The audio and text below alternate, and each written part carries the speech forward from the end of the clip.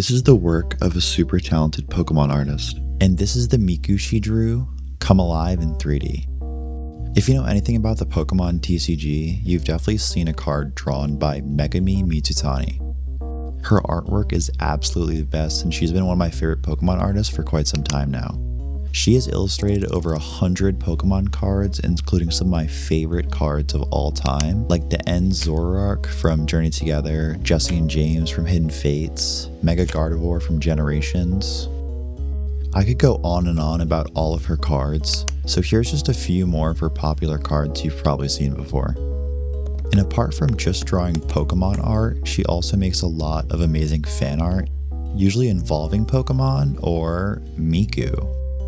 Me and my girlfriend have both loved Miku for such a long time. Just this year, we both attended her concert in Boston, which was a lot of fun to go to. That being the first Vocaloid concert we've ever went to, with the fun glow sticks and all that stuff, which was honestly a lot of fun. If you can get a chance to go to one of those concerts, it's totally worth it. I'll put some photos of all the figures that my girlfriend has of Miku. Megumi Mizutani seems to love drawing Miku, and there's so many good Miku arts that she's made over the years. But the best part about her making all these arts is that she also made these. These are 360 turnaround sheets, which are like gold for a character artist. It just makes it that much easier to be able to make a character when there's already a sheet in front of you that you can follow the guidelines of. This would be my first fully game-ready character in 3D, so I wanted to go low poly in hopes that it would be easier and that I'd be able to not run into too many bumps with retopology and sculpting and all that stuff. Plus, I've been seeing so many cool low poly characters recently online, I thought I'd want to give it a try myself. The hardest part of taking 2D art into 3D for me isn't the modeling, it's the texturing. I've never textured much in 3D before, so it was definitely intimidating to say the least. I've dabbled in nodes and PRB textures, but that wouldn't exactly come in handy when it came into low poly art, so I'd have to figure something out. I didn't really know how to start my approach, but I knew hand-painted textures were a popular method in low poly. I had to just go from there and just kind of learn along the way. Texture painting is genuinely just painting, except your canvas is wrapped around a 3D mesh. It leans away from the technical aspect of art and really relies on knowing how to paint. So I'll go ahead and spill the news that painting or drawing ain't really too fond of me. I had to try my best to keep things simple and technical rather than relying on my drawing skills in hope of achieving a good result.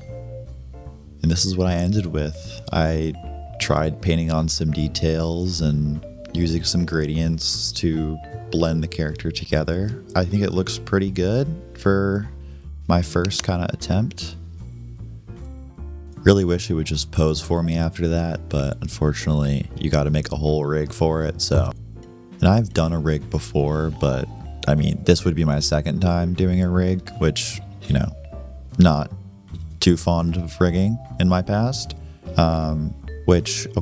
Weight painting, for anyone who doesn't know, is where you tell Blender which bones control which parts of your mesh.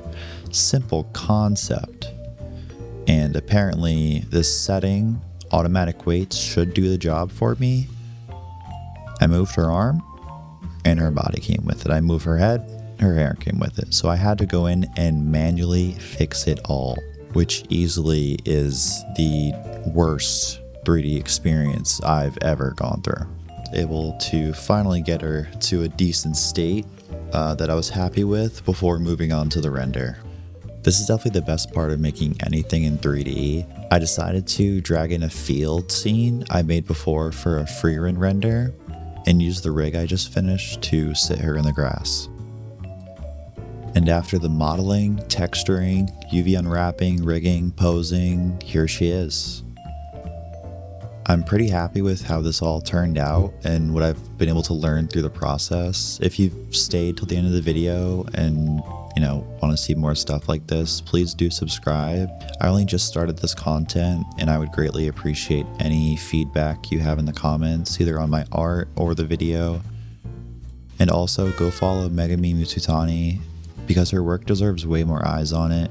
All the links are below.